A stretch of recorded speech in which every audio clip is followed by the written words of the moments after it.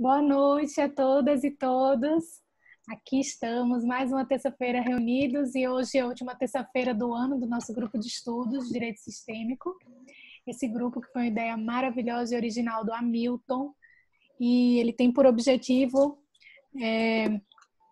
fazermos a leitura das obras do Bert e também das obras de Direito Sistêmico. E nesse momento a gente, além das leituras, a gente também compartilha, comenta e crescemos, né, juntos nesse conhecimento.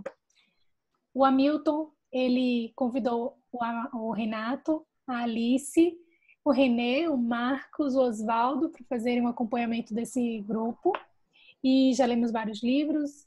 Os vídeos depois ficam disponíveis lá no YouTube, no canal da Alice. E agora nós estamos fazendo a leitura do livro Olhando para a Alma das Crianças, do Bert, hoje retomando aqui na página 75, no tópico Gravidezes Interrompidas.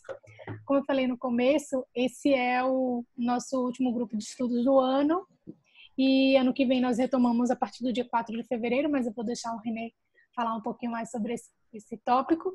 E queria lembrar também, queria aqui registrar que ontem foi aniversário do nosso querido Bert, e que ele receba todo o nosso amor, nosso carinho, nossa gratidão, que a nossa alma se alegra, né, com esse dia e ele é imortal entre nós. Então, sem mais delongas, Renê, eu te passo a palavra e receba também já a nossa gratidão pela sua presença e pelo seu acompanhamento aqui conosco. Obrigado, Larissa. Bem lembrado, né? Bert Hellinger faria 94 anos, né? E seguimos então com essa obra que ele deixou para nós, né? O trabalho dele, a experiência dele. Esse livro que a gente está lendo é um livro que tem bastante prática, né? São várias constelações que ilustram bem esse trabalho das constelações familiares. Estava conversando com a Hamilton, então, né? Vamos encerrar hoje essa leitura e retomamos ela no dia 4 de fevereiro, né? E a partir do dia 4 de fevereiro também vamos saber mais ou menos a sequência das pessoas que vão auxiliar aí na reflexão, que vão orientar a leitura, né? Mas, sem mais delongas, hoje a Carolina se disponibilizou para fazer a leitura. Por favor, Carolina, página 75, Gravidezes Interrompidas. Gravidezes interrompidas. Educador. Gostaria de saber qual é o significado das interrupções de gravidez. Trabalho no acompanhamento de conflitos de gravidez. Há alguma diferença relacionada ao tempo decorrido? Acabei de ouvir a pergunta. Quando ocorreu a interrupção da gravidez? Hellinger. Quando se trata de uma interrupção tardia, ela é vivenciada como um assassinato. Quando é mais cedo, nem sempre. Às vezes, é vivenciado de outra maneira. Mas existem contextos bastante estranhos aí. Uma vez dei um curso na Rússia, em Moscou. Havia um casal e eles diziam que não podiam ter filhos, mas que gostariam muito. Perguntaram se eu podia ajudar. Olhei para a mulher e ela era bem engraçada. Disse-lhe que era visível que ela não queria ter filhos. Então ficou séria. Perguntei a ela o que havia ocorrido em sua família de origem. Sua mãe havia feito 8 abortos. Então, coloquei no chão 8 representantes para as crianças abortadas. E ela se sentou ao lado deles. Aí ela ficou bem. Então, fiz com que todos se levantassem e disse a essas crianças abortadas que se colocassem atrás dela. Ela se apoiou nelas. Coloquei seu marido ao lado e na frente, um representante para a criança por vir. Estava claro, ela recebia dos irmãos abortados a força e a coragem para ter seus próprios filhos, ou seja, eles pertenciam. Outro exemplo, em um curso em Verona, havia uma mulher que dizia ter medo de que as suas 2 crianças morressem. Coloquei-a, o marido e as 2 crianças. À sua frente, coloquei a morte, um homem. Ele foi imediatamente para o chão e se sentou. A morte não faz isso. Ficou claro que esse homem representava uma criança. Então perguntei à mulher o que havia acontecido na família de sua mãe. Ela disse que a mãe havia abortado 9 vezes e se vangloriava disso. Colocamos as crianças abortadas e a mãe atrás. A mãe imediatamente começou a chorar intensamente e sentou-se ao lado dos filhos abortados. Estava claro. A morte que a mulher temia era sua mãe. A partir daí, pudemos encontrar solução para ela. Os abortos provocados deixaram uma marca profunda na alma, uma marca muito profunda. Isso é frequentemente renegado, com os melhores motivos possíveis. A alma não escuta esses bons motivos. Às vezes, dizemos que o aborto é como um meio anticoncepcional, por exemplo, como acontece no Japão. Isso é vivenciado pelas mulheres de lá da mesma forma que aqui. Não há diferença. É vivenciado como uma interrupção profunda na alma. Crianças abortadas pertencem à família e são vivenciadas assim. Quando isso vem à tona e elas são acolhidas, o seu efeito é benéfico. Posso continuar? Sim, por favor. Perdoar ou perseguir. Educadora. Ainda tenho uma pergunta rápida sobre separação, no que diz respeito a perdão ou perseguição judicial. Há uma mulher em meu trabalho que foi enganada pelo marido após a separação e perdeu todo o seu dinheiro para ele. Ele não consegue ficar em paz, porque fica o tempo todo se perguntando: devo processá-lo ou devo deixar isso quieto? Essa pergunta não a deixa em paz. Não sei o que dizer a ela. Hellinger, você deve aconselhá-la a dizer: eu sabia que você era um mau caráter e agora assuma as consequências. Aí ela ficará em paz. Educadora, mas ela jura que não sabia. Hellinger, vamos constelar isso? Ok. Hellinger escolhe representantes para a mulher, o homem e o dinheiro. O representante do dinheiro faz uma pose imponente, com as mãos na cintura, e olha para o homem. A mulher recua para longe. O dinheiro olha para o homem de maneira triunfante. O homem vacila. A mulher dá as costas e quer ir embora. O homem e o dinheiro se colocam frente a frente. O dinheiro ainda triunfante. Hellinger para a educadora. Ok. Agora você só precisa refletir. O que aconteceria com a mulher se ela recebesse o dinheiro? Hellinger chama a representante da mulher de volta e a coloca frente a frente com o dinheiro. Ela se assusta e coloca as mãos em frente ao peito, se defendendo.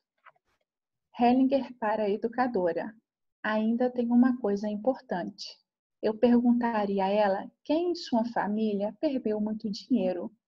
Ela é secretamente fiel a essa pessoa. Garoto em perigo. Hellinger, há algo a acrescentar ao que houve hoje de manhã? Ok. Quem mais tem casos de supervisão? Você? Hellinger. Ok. Qual é a sua questão? Educadora. Há 11 anos trabalho com um grupo que mora junto e se assemelha a uma família. Dirige o grupo e dou acompanhamento a 4 crianças.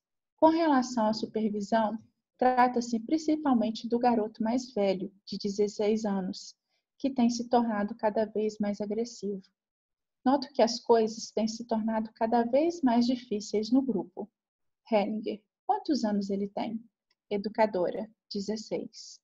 Hellinger, o que houve com seus pais? Educadora, ele não tem contato com os pais. Em 11 anos, por desejo próprio, viu a mãe apenas uma vez. Falou com ela por telefone algumas vezes. Depois perderam novamente o contato. Hellinger, qual era a idade dele quando chegou ao orfanato e entrou para esse grupo? Educadora, as crianças foram tomadas dos pais. Ele está com 2 irmãos no grupo conosco. mas 3 irmãos estavam em outro grupo que mora junto. Hellinger. Por que foram tomados dos pais? Educadora. O pai era criminoso, havia cometido diversos delitos de roubo. Uma noite, as crianças foram tomadas dos pais, em meio às sirenes da polícia. Hellinger. E a mãe? Educadora. A mãe também ficou presa por algum tempo. Hellinger. Por quê? Educadora. Porque estava envolvida. Também havia violência na família. Violência corporal. Hellinger. Como assim? O que aconteceu? Educadora. A Sasha apanhava e eles apanhavam cigarros em suas costas. Apagavam cigarro em suas costas. Ele era um bode expiatório e queriam vendê-lo através de uma instituição ilegal. Hellinger. Vendê-lo para quem? Educadora. Para uma família. Ele tem um papel de vítima. Hellinger. Vamos constelar. O pai, a mãe e o filho. Hellinger posiciona o pai à frente do filho, a alguma distância. Porém, ele olha para o lado. A mãe está um pouco de lado. Após um instante, Hellinger afasta o pai da família, na direção em que ele estava olhando. Hellinger para o pai. Está melhor ou pior? Pai, melhor. Hellinger para o filho. E para você? Filho, um pouco melhor quando ele se vai. Preciso me defender. Pergunto-me o que eles querem de mim. Tenho uma postura hostil. Não sei o que está acontecendo. Hellinger para a educadora. Você sabe o que há na família do pai? Educadora. O que há na família do pai, eu não sei. No geral, há uma situação bastante caótica na família. Hellinger para a educadora. O que aconteceu? Primeiro tive um impulso de pedir-lhe para se colocar onde acha que é o seu lugar, onde você se posicionaria. Siga seus sentimentos. A educadora se coloca à direita do filho. Hellinger para o pai.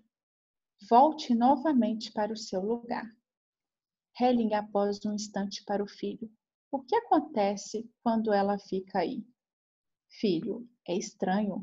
É como se me tirassem o ar.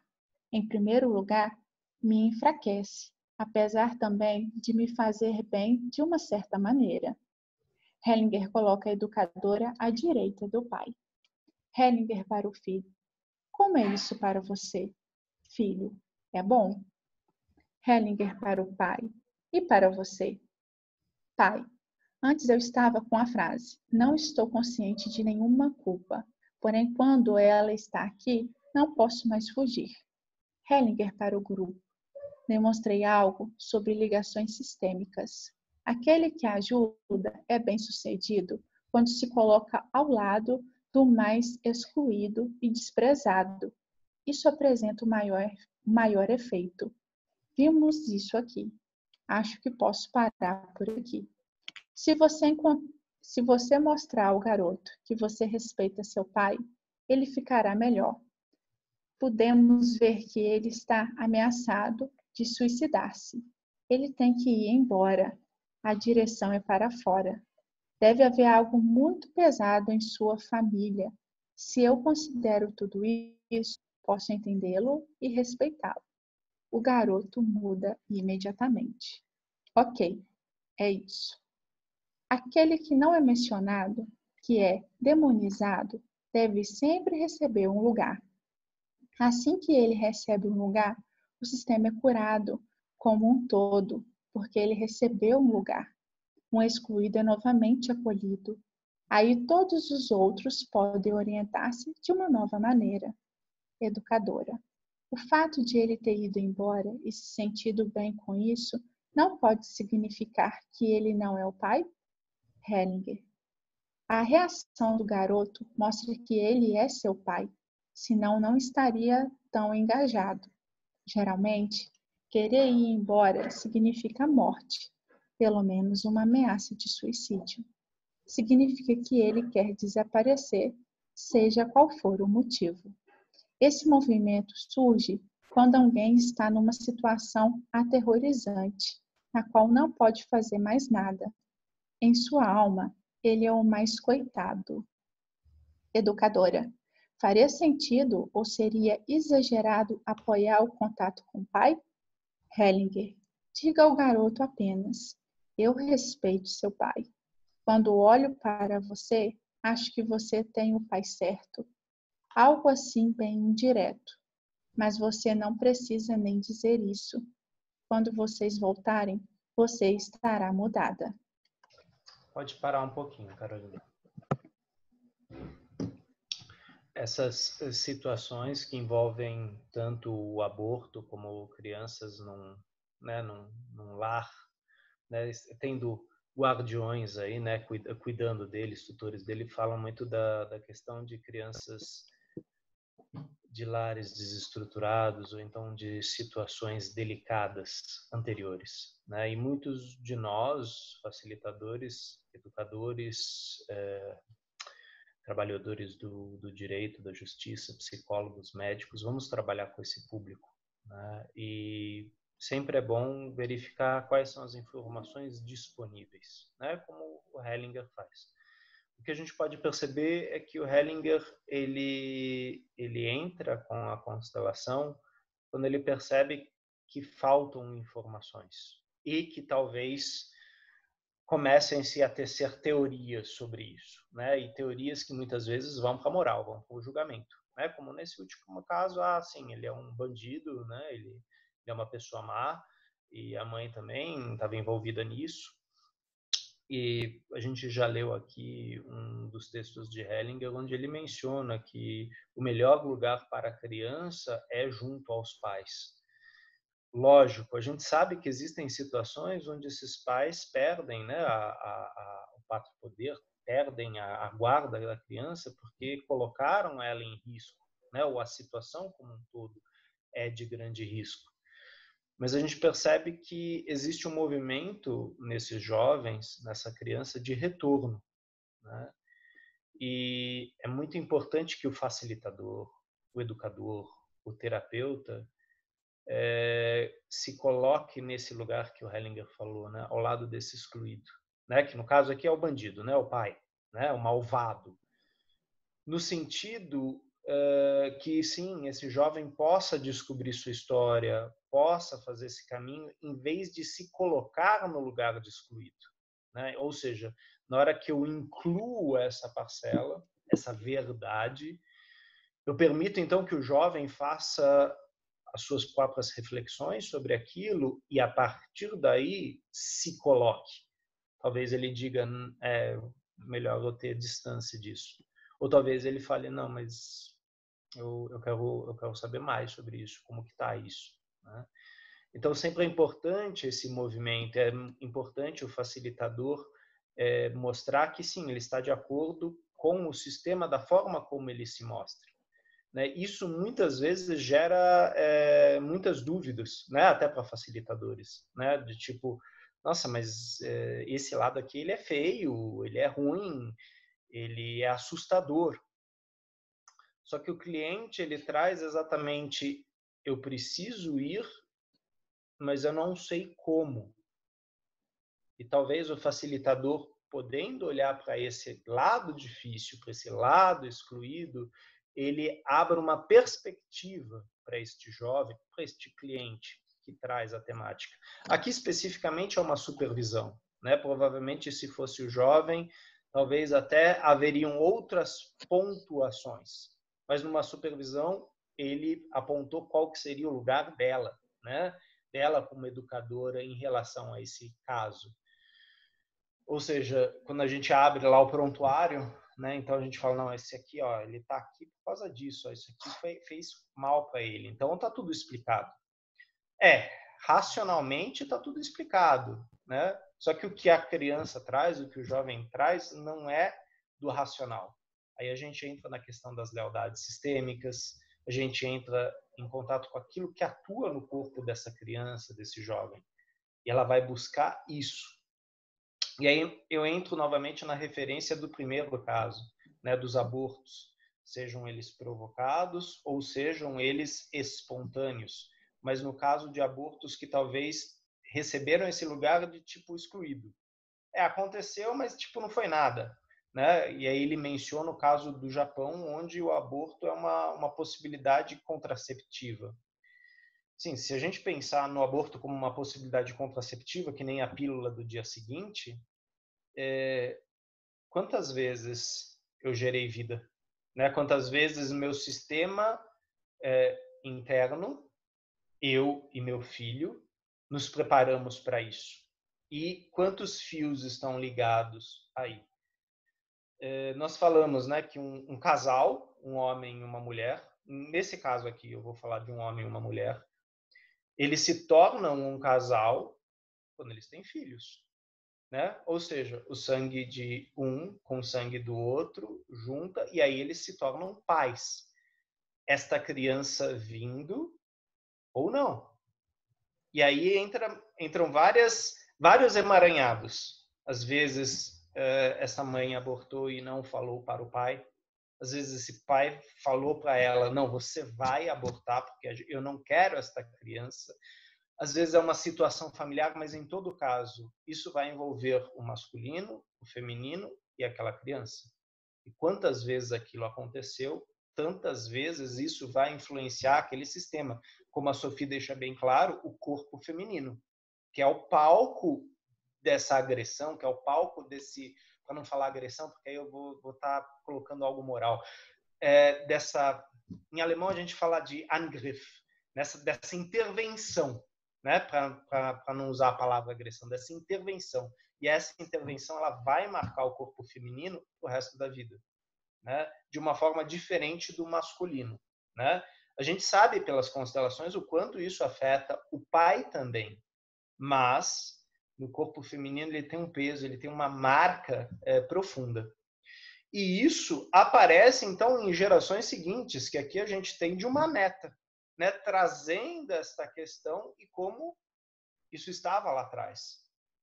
E nós sabemos aqui no Brasil é muito comum termos relatos de abortos. As gerações anteriores, às vezes por dificuldades no campo, mudanças ou falta de infraestrutura, tinham abortos, no caso espontâneos. Às vezes as mães faleciam neste aborto também. E aí haviam vários traumas acontecendo, né? A criança que não pôde vir, a mãe que faltou para o pai, a mãe que faltou para estas crianças. E como esse sistema, então, lidou com isso, com essa consequência grave, e como ele conseguiu seguir adiante. Ou não. O quanto alguns membros ficaram naquilo sem conseguir seguir para frente, com sua própria história. Ficaram como símbolos daquele trauma, daquela dor, e às vezes décadas depois, gerações depois, porque aqui a gente está falando do excluído, né? E o Bert Hellinger ele aponta muito para isso, a importância de no sistema familiar eu olhar para ele e ver todos os elementos envolvidos nesse sistema, aqueles que são joinha, aqueles que não são joinha. E a gente sabe que no nosso sistema a gente faz isso, a gente coloca coisas para dentro. E esse não é muito legal. Ok, mas isso é falado, isso é trazido, isso é incluído, ou isso se torna um segredo? Isso se torna um sussurro. E é exatamente aí que a criança levanta as antenas dela, né? Opa, que história é essa? Né? E muitas vezes, antes mesmo dos pais sussurrarem isso, a criança ela já está olhando para aquela direção. Ela já está em contato com aquilo que foi deixado de fora. Né? Ela tem uma percepção, uma sensibilidade muito grande em relação a isso. E aí tem aquela frase super bonita do Bert Hellinger, né? Aquilo que eu não reconheço me aprisiona e aquilo que eu reconheço, que eu aceito, me liberta. Né? Que muitas vezes é o que a gente vê na constelação. Né? Que a pessoa traz um tema e de repente a gente vê um desenvolvimento, aparece uma pessoa, a pessoa fala, nossa, eu nem lembrava disso. Né? Mas sim, tem essa história.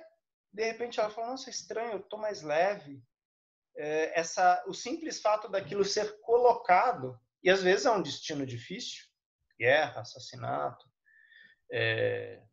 uma exclusão, mas o simples fato dele estar representado, aquilo traz o eu vejo você, e aquilo traz, como Hellinger fala aqui,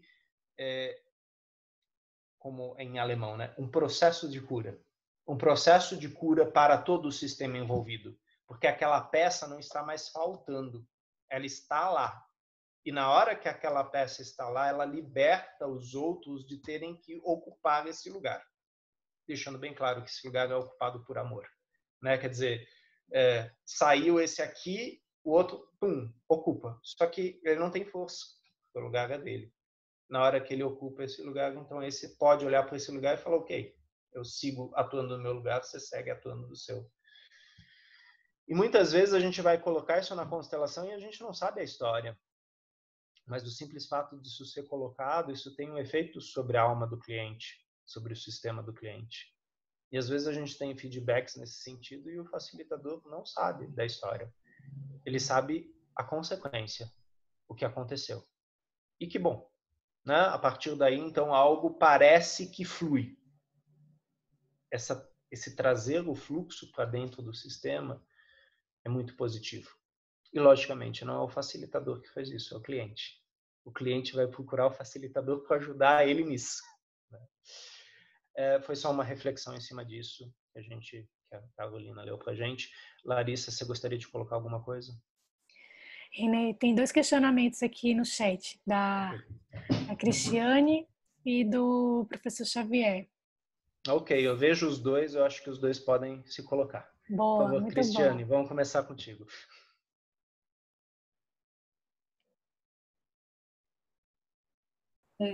Eu coloquei assim, não, o primeiro que me chamou a atenção foi essa finalização da constelação de Bert, quando ele diz à educadora que ela é que voltaria mudada. Eu achei, isso me chamou a atenção, então fiz só um comentário a respeito.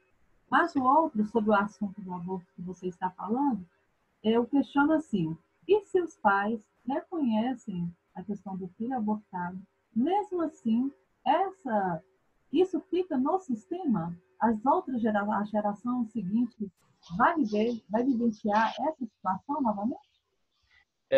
Não. Se isso está consciente, né? Se é aceito esse lugar e é dado esse lugar, isso não se torna uma questão para as outras gerações. Porque seria como se houvesse uma dívida. Né? Vamos falar então do equilíbrio de troca e hierarquia. Existe uma dívida e alguém não foi reconhecido, foi preterido. A gente não sabe as razões. Então as gerações seguintes elas sentem, ok, eu preciso fazer alguma coisa, eu não sei o quê, mas tá faltando alguma coisa, tem um vazio aqui, tem uma tristeza aqui, tem, não sei. E é exatamente esse não sei que faz com que a pessoa muitas vezes ande em círculos e busque esse lugar, né? Agora, quando esse lugar é reconhecido, principalmente na alma do pai e da mãe, né? E eles têm isso claro, e muitas vezes a criança vai falar, mas papai, eu sou o primeiro filho, né? Não, filho, a gente teve 2 filhos antes de você, só que eles não vieram, né? Você é o terceiro. Isso já cria uma outra imagem para a criança, por exemplo. E automaticamente estes seres, eles fazem parte, ou seja, eu vejo você. Então não há necessidade das outras gerações, netos, bisnetos, voltarem para essa história, né? O que às vezes acontece, Cris, é que nem a mãe sabe que isso aconteceu. Às vezes foi muito precoce e foi uma menstruação atrasada, 2 meses, por exemplo, né? A gente tem N exemplos aí, mas assim, não foi percebido que houve um aborto aí. E muitas vezes isso aparece, às vezes, sistemicamente nas constelações. E a partir daí vem aquela conclusão, nossa, eu não sabia o que era, mas faz sentido para mim. Faz sentido para o meu corpo, faz sentido para a minha alma. Né? Quer dizer, não é uma teoria que a gente está encaixando lá, a gente sempre está verificando como isso ressoa no nosso cliente. E aí a gente vem para a primeira colocação que você fez.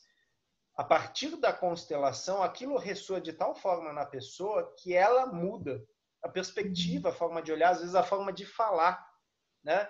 Então, chega em casa, o marido olha e fala, nossa, tem alguma coisa diferente, eu não sei o que é. Ou, de repente, a mãe, de repente, os filhos, de repente, o cachorro. É muito engraçado. O cachorro se comporta de um jeito diferente. Às vezes dá uma mordida na tua bunda, às vezes ele é mais amistoso. Quer dizer, de alguma forma, percebe-se, opa, mudou alguma coisa aí. Por isso que a gente fala, né? A constelação, ela acontece no presente, né? Ah, mas eu estou olhando para uma coisa lá no passado. Sim, se você está trazendo aqui é porque ela está presente, né? Ah, porque eu quero ganhar na loto, então, no futuro. Não, isso a gente não vai constelar. Mas a questão é, eu estou trabalhando no presente, algo que me liga, sim, a questões do passado. Então, isso já vai reverberar daqui, de agora, em frente. Então, quando eu chego em casa, é diferente. O simples fato de eu vir com uma configuração mental de que, na verdade, eu não sou o primogênito, eu sou o terceiro, para mim, vai mudar muitas coisas.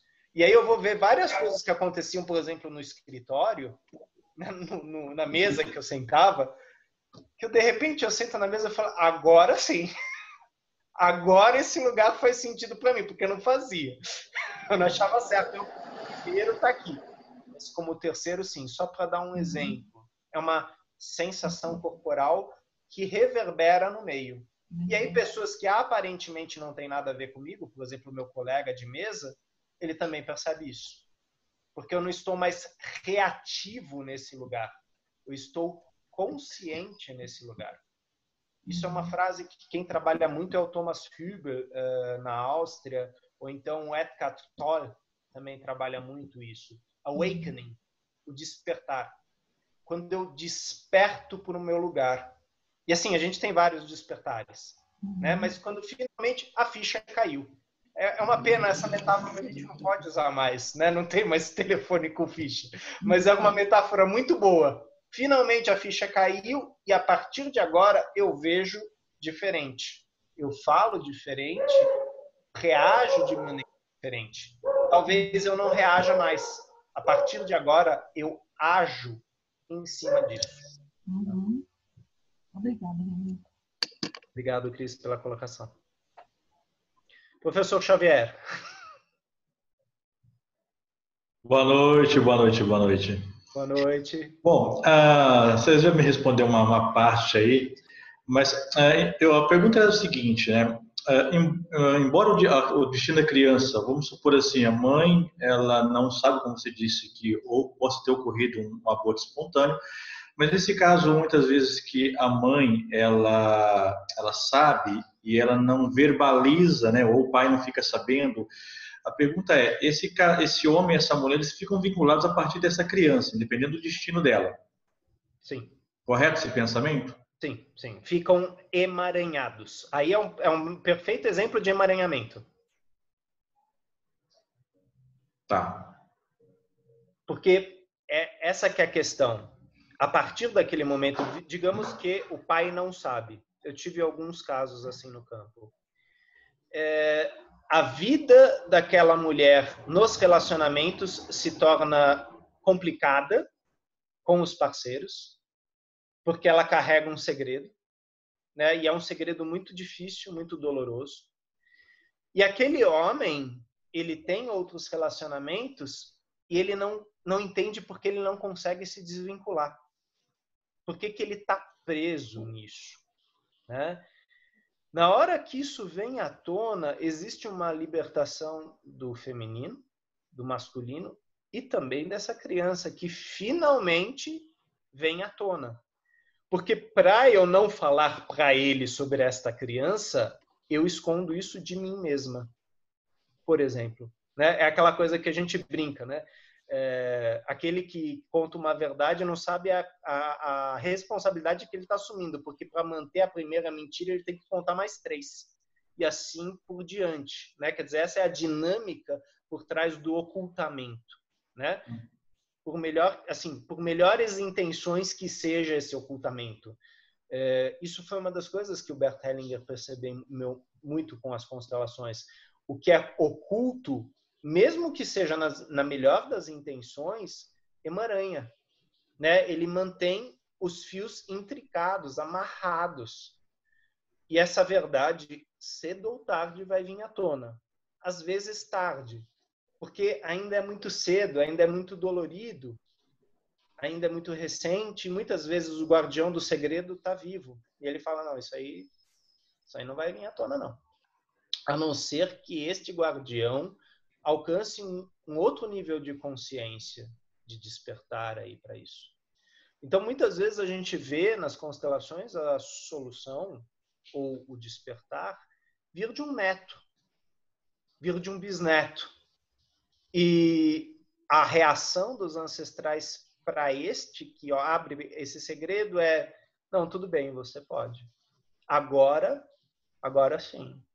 E aí você vê esses fios não se desfazendo, mas eles deixam de ser tão rígidos, tensos, e se tornam mais fluidos entre as gerações, né? E aquele elemento que, por causa da ocultação, estava excluído, estava preterido, ele finalmente pode vir à tona. E aí ele atua desse lugar, porque esse lugar ele não tinha, né? Então, é muito orgânico isso, né? Aquela peça que falta, ela falta. E por mais que você coloque outras peças naquele lugar, não vai dar certo. Eu tenho, né, uma colega que ela trazia essa metáfora nos workshops, a Adriana Campidelli. Ela falava das estrelas, né? Já que é constelação familiar. Ela falava, por exemplo, quando a gente navega, né, a gente de repente olha para o céu e vê lá o Cruzeiro do Sul, né? Ah, então essa estrela aponta para cá, tal, eu sei que aqui é o sul. Agora, imagine para nós que não entendemos muito bem de navegação náutica, que uma das estrelas do Cruzeiro do Sul de repente decide que ela não quer mais estar lá, ela vai embora. Para nós que não conhecemos de cosmologia, a gente vai olhar para o céu e vai falar, ih, o Cruzeiro do Sul inteiro sumiu. Eu não consigo mais localizar ele. Por mais que eu pegue uma estrela de outra constelação e coloque lá no Cruzeiro do Sul, talvez ela vá brilhar mais ou menos. A configuração do Cruzeiro do Sul não é aquela que é conhecida. Ou seja, não dá para eu enfiar outra estrela lá. Só aquela estrelinha específica faz sentido naquela configuração. E para quem conhece o céu, sabe como você consegue navegar através das estrelas. E se faltar alguma coisa lá, isso vai gerar uma confusão. Porque são direções. É como se nós, no nosso sistema, os vivos e os mortos, nós direcionássemos os nossos ancestrais, né? Através das nossas falas, dos nossos feitos, da nossa vida, dos nossos segredos, das nossas ausências, ocultações. Então, quando o Bert Hellinger fala, né, de nossa mãe recebemos a vida, de nosso pai a direção, essa direção do pai é do pai presente ou do pai ausente. Porque o pai não estando lá é uma direção também, né? E a gente sabe disso, a gente vê isso acontecendo. Como que foi isso? E conforme o indivíduo vai assumindo essa história, vai entrando em contato com ela e aceitando ela, ele ocupa, em vez do lugar do pai ou da mãe que foi deixada, ele ocupa o lugar dele. E fala, ok, isso aconteceu comigo, daqui para frente eu vou com os meus pés, por exemplo. Mas não sei se você estava indo nessa linha, Xavier. Sim, eu perguntei, tá chovendo aqui, não sei se estão escutando, tá um barulho aqui. Eu perguntei porque recentemente me chegou essa informação do passado, né, para mim, eu descobri agora recentemente, né. Então era uma história que eu não sabia. Eu falei, poxa, então agora eu entendo porque muitas vezes eu busquei algo no lugar e veio essa informação. E quando hoje você falou sobre isso, e o tema, né, dessas crianças, tocou profundamente, né? Então tem que olhar para essa criança que eu não sabia que existia. Na alma sabia que existia, né? Mas não tinha essa consciência. E agora tem que dar um lugar para essa criança, né? Que ela existe. Sim.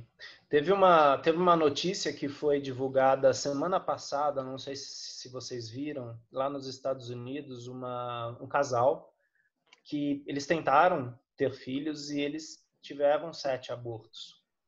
E na dor, tal, mas né, eles foram tentando. E depois do 7º, a mulher e o marido decidem que então eles vão tentar por outra via. E eles adotaram 2 crianças. E aí eles fazem uma foto da família e no Photoshop você vê, né, o pai, a mãe, os 2 meninos, e no Photoshop existem imagens de mais 7, né, como uma forma de representação simbólica daqueles que não puderam vir, mas que para o pai e para a mãe existiram, fazem parte, né? Então é essa a consciência. Não, isso faz parte da mulher, né? Isso faz parte da minha história, faz parte do meu mundo interno e do pai também, né? O material gênico era dos 2. E essa vida, vingando ou não, era parte paterna, parte materna, masculino e feminino, né? A gente, quando entra em contato com uma imagem dessa, a gente deixa atuar, né? E às vezes está atuando em pessoas, em nós, que nós não fazemos nem ideia. Que aí eu lembro sempre do João Vesser, né? Quando ele começa os treinamentos, ele fala: bem-vindos com tudo e com todos. Porque a gente nunca está sozinho aqui, né? A gente está trazendo a galera junto. E, logicamente, a história dessa galera, né? Quer dizer, em mim, isso reverbera, atua. E, às vezes, um fiozinho lá atrás, ele deixa de ser um nozinho, ele se torna mais fluido e possibilitando novas conexões a partir daí. Quer dizer, eu não preciso mais ficar nesse círculo, né? Tá certo que todos nós vamos repetir, mas a questão é exatamente a qualidade dessa repetição, a consciência dessa repetição. E se essa competição me leva para um círculo mais amplo ou se ela vai me levando cada vez mais para o centro, ou seja, mais restrito.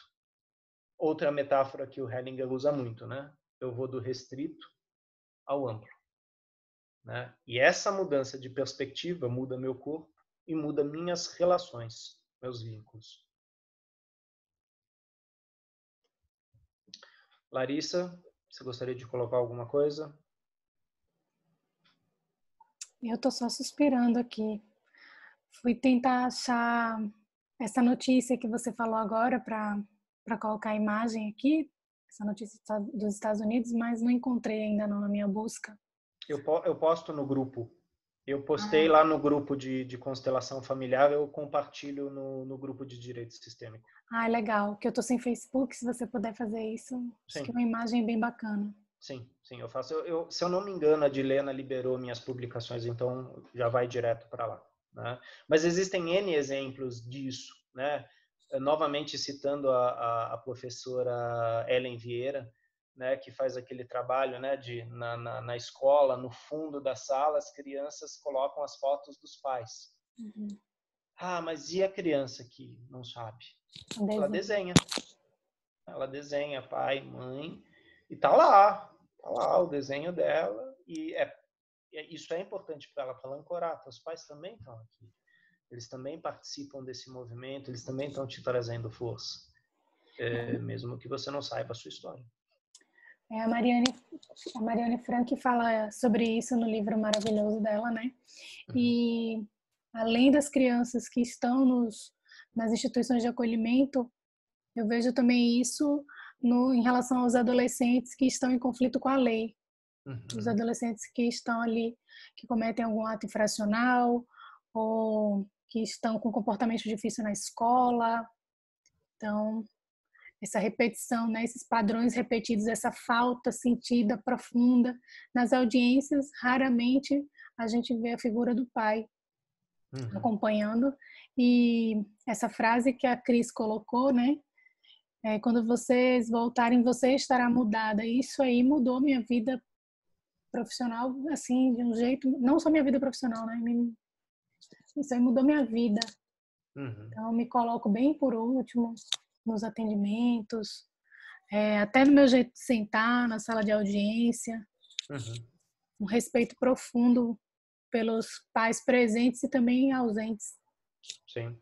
Nesse sentido, tem um texto muito legal do Dr. Sam Storch, né, onde ele está falando sobre jovens infratores, e como muitas vezes aparece essa figura oculta, né, desconhecida do pai, e ele coloca no campo. Né, e o quanto isso traz para um jovem uma outra consciência, né, do tipo, mas eu não fazia ideia. Né? Muitas vezes estão repetindo o padrão, muitas vezes estão a serviço de algo lá atrás do sistema. É um artigo bem interessante, está no blog dele. No blog dele. Né? Se vocês procurarem pela palavra-chave jovens infratores, vocês vão encontrar isso. Né? Foi um grupo que ele fez, se eu não me engano, foi na Bahia esse trabalho. Sim, um dos primeiros, acho. Na primeira comarca, acho que ele trabalhou. E também lembrei daquele livro que foi, inclusive, uma recomendação sua. Você fez a referência dele num outro grupo, em outro livro, O Gêmeo Solitário. Ah, sim. De Peter Burkin. Eu fui pegar aqui, não. Então... Sim. Na verdade, a gente vai ter... Você está entrando num tema, Larissa, o Xavier também trouxe esse tema. Isso vai ser cada vez mais comum para nós, porque, né, a gente tem as inseminações in vitro, a gente tem processos gestacionais agora assistidos, né, pela ciência gênica, a gente já tem alterações locais gênicas sendo feitas. A gente não sabe como que isso vai reverberar, mas vai, né? E eu não sei se eu já falei para vocês, mas uma vez eu perguntei para o Berta a questão do transexual, né? Como que era, né? Como seria, né? Um trans masculino casado com um trans feminino e eles terem um filho ou adotarem um filho. Mas eu lembro que o Hellinger, ele falou, não sei, eu nunca vi um caso desses. E aí ele falou logo em seguida, ele falou, isso vai vir para vocês, né? Então observem, porque isso vai aparecer e como vocês vão trabalhar a partir daí. É lógico, não dá para a gente ficar dando uma de oráculo sistêmico, né? Vai ser assim, vai ser... Não, vamos ver no campo. Vamos ver como isso se mostra no campo. Porque na questão da sexualidade, aqui eu falo sexualidade como um todo, né? Somos seres extremamente singulares. Né? Eu não estou falando apenas da diversidade. Né? A sexualidade ela é extremamente singular. Então eu tenho que avaliar do caso ao caso. Né? Senão, de repente, eu enfio a pessoa dentro de uma caixinha, né? Ou dentro de uma teoria. Né? E para nós, isso vai vir agora com a ciência mudando. Quem assiste Black Mirror talvez veja algumas coisas assustadoras, assim. Como se diz, a sci-fi é interessante por causa disso, né? Ele tem algumas previsões, algumas são bem assustadoras, mas servem como reflexão, né? Como vai ser essa juventude, talvez ligada na rede através de seu corpo? Porque, se a gente falar de Wi-Fi, é um campo. E como que nosso campo interfere com esse campo, tal? E se a gente falar de pessoas que vão começar a ter chips, acesso à internet através de implantes, quer dizer, como isso vai ser? Como isso vai afetar nossos relacionamentos, a forma como nos comunicamos, né? Então, sim, isso é um tema para os facilitadores atuais, né? Planejamento familiar, né? A questão da adoção, né? A gente debateu isso nos últimos grupos, né, Larissa? Hoje existem regras mais orgânicas que são mais sistêmicas e olham para isso, mas a gente sabe que isso ainda precisa ser mais debatido, mais falado, né? Porque a gente sabe como é grave a questão de, por exemplo, tráfico de crianças, infelizmente no Brasil, né? Pegando o nosso exemplo aqui, né? E como isso tem repercussões em sistemas. Né? A criança que foi roubada, a família que adotou essa criança, muitas vezes sem saber desse histórico, a rede de tráfico por trás disso, as serviços, quer dizer, quem trabalha, né, no campo social, existem várias histórias vários campos. E sim, isso nos afeta a todos nós. É por isso que a importância, como a Larissa falou, do facilitador se colocar nesse lugar de último, escutar e lembrar que ele está a serviço de um sistema muito maior. Um sistema que eu não posso pegar na minha mão, porque eu não faço ideia do tamanho desse sistema. E eu não faço ideia de que história está sendo resgatada naquele momento. Então, isso é muito amplo. Melhor eu assumir essa postura que o Bert Hellinger nos ensinou tão bem, né? Essa postura retirada, essa postura humilde, pequena, né? Que olha para esse sistema de forma ampliada.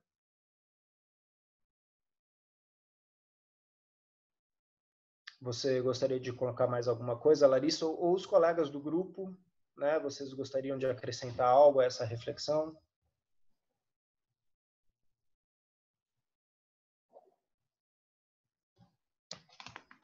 Senão a gente pode andar mais um capítulo, né? Ok. Carolina, por favor, vamos seguir mais um pouquinho. Ação serena. Educador. Não tenho uma pergunta direta, mas talvez você possa me dizer algo a esse respeito. Em nosso papel como educadores, vimos aqui as consequências que resultam, dependendo da intensidade com que exercemos influência ou não. Tenho um sentimento recorrente e a pretensão de ser uma espécie de juiz, que na verdade não quero ser. Entretanto, existe uma tarefa interna que também possuo. Hellinger. Hoje ganhei um livro de presente de alguém. Uma pequena alma fala com Deus. Ela diz a Deus que deseja muito ser o perdão. Então o bom Deus pergunta: quem você deseja perdoar? Ao olhar ao redor e não encontra nada, Deus diz: em minha criação não há nada a perdoar e muito menos a julgar. O pior é quando sentimos pena das crianças.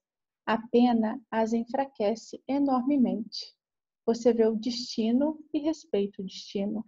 Você não sabe o que vai acontecer no final. Se você intervier, talvez intervenha de uma forma contrária ao destino. Se você estiver lá apenas com respeito pelos pais e pelo grande todo, algo de bom pode se desenvolver após algum tempo. Então você tem paz. Muitas pessoas que se engajam acabam se esgotando. Se você assumir a postura do respeito, não se esgotará tão facilmente. É claro que isso existe também. Existem situações nas quais precisamos nos esgotar, mas não como um estresse permanente. Às vezes, assumo para mim uma postura ao trabalhar ou ser olhado por um cliente. Deixo que ele olhe através de mim. Seu olhar não me atinge. Ele olha através de mim para algo maior. Então, quando trabalho com ele, deixo o que está atrás de mim, o maior, fluir através de mim em sua direção. Às vezes, chego para o lado, para que entrem em contato direto um com o outro. Isso ajuda a ficarem serenos. Então, podemos ver o que acontece com as crianças com as quais temos uma tarefa quando temos essa serenidade. A bela imagem é: deixamos o sol brilhar e, às vezes, também relampejar. Depois deixamos vir a chuva, da forma que vier. Dinâmica de grupo aplicada. Fui diretor de um orfanato na África do Sul.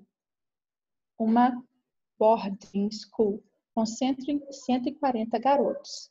Tínhamos apenas um chefe para eles. E eles tinham a sua própria administração. Isso é possível. Uma pessoa de outra boarding school na África do Sul me contou que todos os educadores haviam ficado doentes. Os alunos precisaram organizar tudo sozinhos. As coisas nunca correram tão bem quanto nessa época. Também posso contar algo assim sobre mim mesmo. Fui diretor de uma grande escola de elite na África do Sul e era, simultaneamente, padre de uma grande paróquia. No recesso de Páscoa, durante a Semana Santa, uma parte dos meninos podia ir para casa. Os outros permaneciam lá. Eles me perguntaram se podiam passar uma parte do dia em Durban na Quinta-feira Santa para se divertirem. Disse que podiam, mas que deveriam estar de volta para a missa da tarde. Como padre, precisava de alguns deles como coroinhas e para ler. Contudo, eles só voltavam às 8 horas da noite, sob o comando dos responsáveis entre eles. Como padre, tive que fazer tudo sozinho na Quinta-feira Santa. Eu era diretor dessa escola havia pouco tempo. Eles estavam me testando. Agora vou falar para vocês um pouco sobre dinâmica de grupo aplicada. As leis da dinâmica de grupo, com as quais já estava familiarizado há algum tempo e que desejava aplicar nessa escola, deveriam comprovar sua eficiência nessa situação. Como resultado, cada classe havia escolhido um responsável e a classe superior havia escolhido 5 em toda a escola. Juntos, haviam sido os responsáveis pelo ocorrido. Eu e meu confrade chamamos esses responsáveis em meu escritório nessa noite.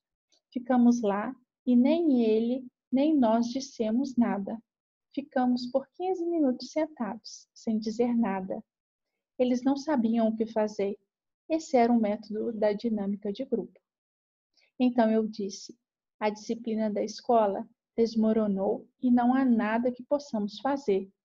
A pergunta é se meu confrade e eu ainda queremos fazer alguma coisa, pois vocês devem nos reconquistar para que estejamos dispostos a fazer algo por vocês. Daremos a vocês uma chance de restabelecer a disciplina. No dia seguinte, reuniram todos os alunos e discutiram por 4 horas sobre como restaurar a disciplina na escola. Depois me apresentaram uma proposta. Entretanto, ela não tinha valor, disse a eles. Isso não é suficiente. Então ficaram mais 4 horas discutindo. Depois fizeram a seguinte proposta. Vamos dedicar um dia inteiro das férias para colocar a quadra esportiva novamente em ordem. Eu disse, ok, de acordo. Então, um aluno disse para o outro, isso tudo aconteceu só porque 2 de vocês não chegaram a tempo para a missa. Expulsei-o imediatamente da escola, mas ele pôde matricular-se novamente 4 semanas depois. Eles começaram a arrumar a quadra esportiva. Depois de meio dia de trabalho, eu disse, já basta. Nunca mais tive problemas de disciplina naquela escola. Obrigado, Carolina. Eu acredito que isso é um bom exemplo também da hierarquia, né? De como colocar hierarquia dentro de um sistema. Mas a Larissa tinha falado algo sobre a postura dela no trabalho dela. Eu acho que essa meditação final que o Hellinger faz no texto é muito bonita, né? Coloquei ela aqui do lado, né? Como uma possibilidade de postura, né? Quer dizer, eu permitir então que meu cliente atravesse a mim com o olhar, né? E veja algo maior além de mim, né? Esse algo maior é dele próprio, né? E essa é uma postura retirada, né? Ele usa o termo sereno e no livro Viagens pelo Caminho ele tem uma reflexão onde ele fala sobre a serenidade, né? De muitas vezes as situações que vão vir vão ser situações de crise muito pesadas e se eu for levado por essas situações eu vou achar que eu tenho que fazer alguma coisa, né? Eu tenho que oferecer uma solução, eu tenho que resolver isso. E talvez eu estresse ainda mais esse sistema, né? Porque eu vou colocar mais julgamento, eu vou colocar mais, talvez, burocracia, mais diz que me diz. E enquanto se eu entro numa postura serena, eu permito que o indivíduo entre em contato com aquilo que ele traz. Com o peso, com a culpa, com a dor, né? E esse espelhamento, não que seja um espelhamento, mas essa possibilidade dele olhar e ver o seu sistema maior, faz com que ele encontre o lugar dele nisso, né? Então, realmente, se o facilitador olha com pena, olha com raiva, olha como um sensor para isso, o cliente vai reagir, né? E o que o Bert Hellinger fez com os jovens foi exatamente isso. Ele deixou que eles, né, ficou tudo em silêncio, que eles pudessem pesar eles próprios o que havia acontecido. E quando ele fala da disciplina, ele fala, ok, aqui existe uma questão.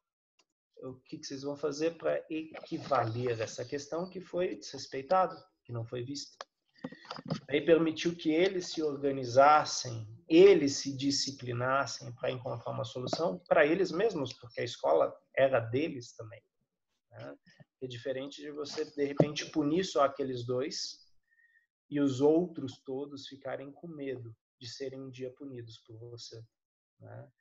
Então, uma outra forma de liderança é uma forma de liderança que coopera, que olha para um todo maior. Pelo menos essa é a minha leitura. Não sei, Carolina, se você viu dessa forma. Vi também, com esse olhar. Sim.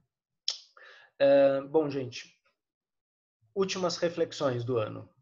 Por favor, quem gostaria de fazer uma colocação?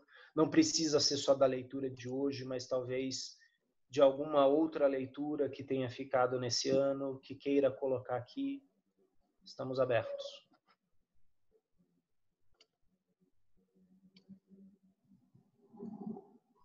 E, logicamente, eu sei que vocês vão passar as férias relendo, né, esses trechos que a gente leu aqui, para aprofundar mais ainda essas questões, né? A Larissa tinha me dado lições de casa e eu, depois disso, eu peguei outras lições de casa, porque tem vários termos aqui no livro que realmente eu preciso aprofundar no alemão. Então, eu estou seguindo outro tipo de lição de casa aí, né? Porque isso vai aparecer novamente.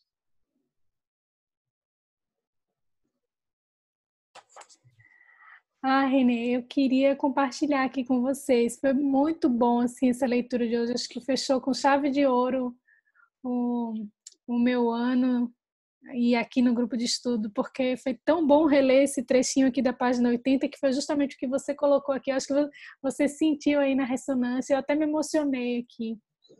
Porque por mais que a caminhada, a gente se propõe a sempre olhar, se observar e estar sempre atento a isso, tem momentos que às vezes parece que somos tomados, né? E a serenidade escapa. Então até me emocionei, queria agradecer. Então aqui você por ter sentido isso. Quando eu voltei aqui, vi que você tinha colocado exatamente o trecho que me pegou aqui e agradecer a esse grupo por essa reflexão. Sim. Muito bom reler isso. Às vezes o Hellinger ele coloca a questão da tensão no campo, né? E como muitas vezes ele se retira do campo quando a tensão está alta, né? Porque aí o indivíduo ele segue com essa força, né? E é essa frase final, né?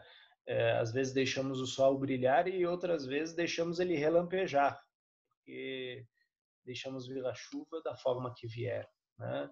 Não adianta eu tentar barrar o rio, né? Ele segue. Não adianta eu tentar barrar a chuva, tá? Talvez não caia aqui, vai cair mais para frente, mas assim, a natureza ela é muito maior, é superior. E o Hellinger várias vezes ele fala, né, de se entregar a este maior, né? Que ele usa o termo großen Ganzen, né? Esse maior que nos completa, que nos envolve e do qual somos tomados, né? E quantas oportunidades temos, às vezes pela pergunta de um colega, pela colocação de um cliente, ou às vezes de um insight nosso de, nossa, eu nunca tinha olhado dessa forma, eu nunca tinha me permitido este lugar, e como desse lugar eu consigo enxergar diferente, né? E a partir dessa ampliação de perspectiva, eu nunca volto ao lugar anterior, né? Eu sigo em frente com essa nova força, né? Que logicamente nesse grupo aqui ela é agregada por todos vocês, né? Por todos vocês que assistem, por todos vocês que vibram, por todos vocês que esperam pelo grupo, colocam suas perguntas aqui no YouTube, pela forma como isso depois vai fora, né? E como é importante, como o Bert Hellinger sempre falou, que o facilitador siga estudando, né?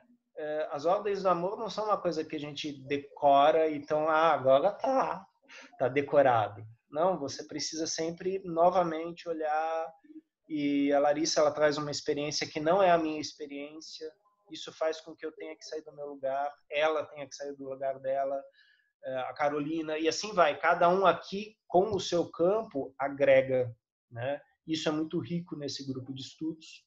Então, eu gostaria de agradecer esse ano junto a vocês, né? Com a condução aí da Larissa. Outras vezes foi o Eurico, né? Que esteve aqui também, o Geraldo, né? Ao colega Marcos e ao colega Oswaldo, né? Quando tinha um aqui, depois a gente se comunicava lá fora, né? E, logicamente, aqueles que possibilitaram isso para nós aqui, né? Alice, Hamilton, né? Agradeço as mensagens aqui dos colegas na lateral, agradecendo, desejando um bom ano para todos nós, boas festas, e esse também é o meu desejo para todos vocês e para todos que vocês trazem junto com vocês. A palavra está com você, Larissa. Então é isso, pessoal. Muita gratidão.